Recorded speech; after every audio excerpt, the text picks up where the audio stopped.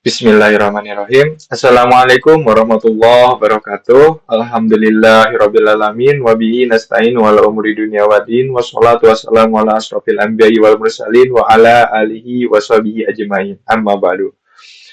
Sebelumnya yang saya hormati Ibu Dr. Haji Wiwin Winarni, MMPD. Perkenalkan nama saya Muhammad Ibnu Ridwan. Saya dari kelas SI 23E dengan NIM 2023 00501224. Pada kesempatan kali ini, izinkan saya menyampaikan materi dengan tema jenis karangan yang ada pada sesi 10. Semoga apa yang saya sampaikan dan saya paparkan ini memberikan manfaat dan dapat dimengerti. Langsung saja, pada yang pertama, di sini ada penjelasan jenis karangan menurut Ahmadi. Yang pertama, menurut Ahmadi tahun 1988. Menurut beliau, kegiatan komunikatif antara penulis dan pembaca berdasarkan teks yang telah dihasilkan.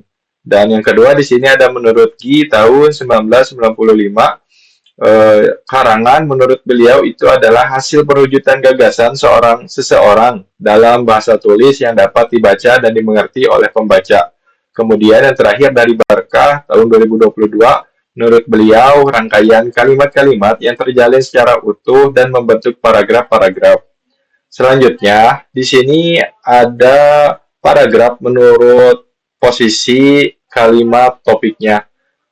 Untuk yang A, paragraf deduktif, ini tuh biasanya kalimat topik yang berada di awal paragraf. Selanjutnya, paragraf induktif, ini tuh kalimat topik yang berada di akhir paragraf. Yang C itu ada paragraf deduktif berpenegas. Itu biasanya kombinasi kalimat di topik di awal dengan penegasan di akhir paragraf. Selanjutnya, paragraf menurut sifat dan isinya. Yang pertama, untuk yang A, paragraf menurut paragraf deskripsi. Di sini tuh menggambarkan objek agar pembaca dapat membayangkan secara detail. Kemudian, paragraf menurut eksposisi. Paragraf menurut eksposisi ini menyampaikan informasi atau pengetahuan dengan data dan fakta. Selanjutnya, paragraf dengan persuasi ini tuh bertujuan untuk mempengaruhi pembaca didukung data sebagai pendukung. Selanjutnya, untuk argumentasi ini membuktikan suatu kebenaran menggunakan data dan fakta. Dan terakhir untuk narasi,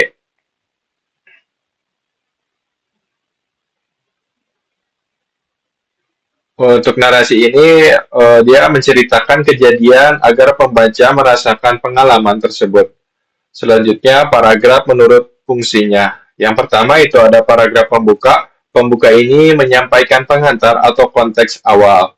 Selanjutnya ada pengembang.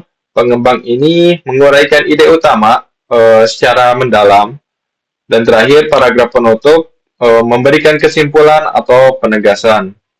Selanjutnya, di sini ada sifat isi karangan. Yang pertama, paragraf deskripsi adalah karangan yang menggambarkan suatu objek dengan tujuan agar pembaca merasakan seakan-akan melihat sendiri objek yang digambarkan itu. Yang kedua, paragraf narasi adalah karangan yang menceritakan suatu peristiwa atau kejadian dengan tujuan agar pembaca seakan-akan mendalami kejadian yang diceritakan itu.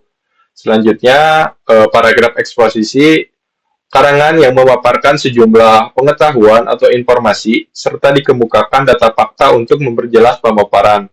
Selanjutnya, paragraf argumentasi, karangan ini dengan tujuan untuk membuktikan suatu kebenaran sehingga pembaca meyakini kebenaran itu serta memerlukan data dan fakta untuk pembuktiannya. Paragraf persuasi terakhir, paragraf persuasi ini adalah karangan yang bertujuan untuk mempengaruhi pembaca serta memerlukan data sebagai penunjang. Di sini ada perbedaan antara paragraf narasi, fiksi, dan non-fiksi secara dan non-fiksi, narasi, fiksi.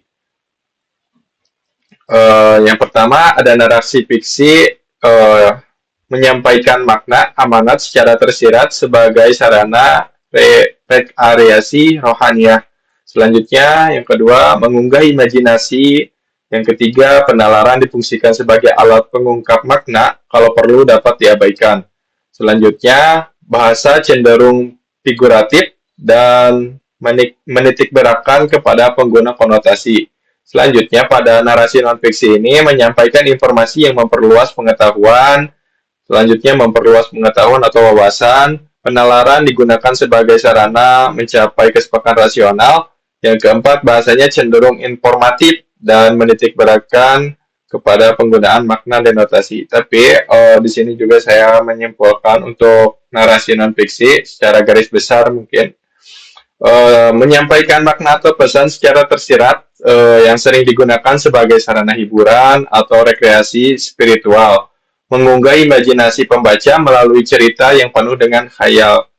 Bahasa yang digunakan cenderung figuratif dan banyak menggantung konotasi.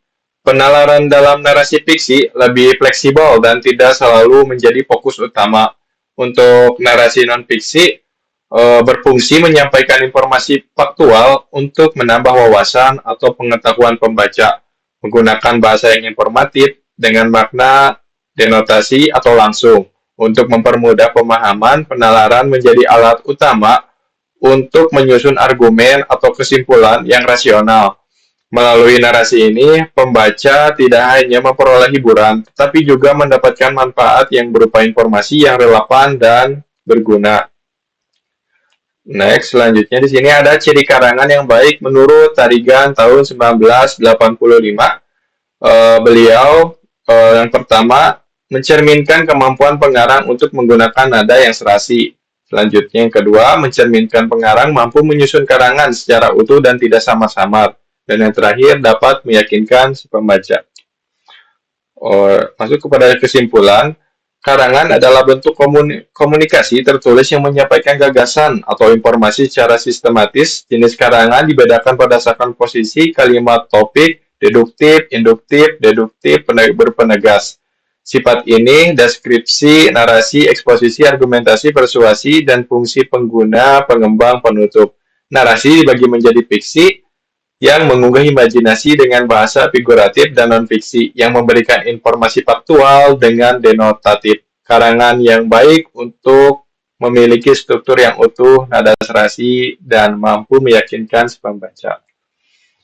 Mungkin cukup sekian yang saya dapat sampaikan, kurang lebihnya mohon maaf. Billahi taufiq wal hidayah. Wassalamualaikum warahmatullahi wabarakatuh.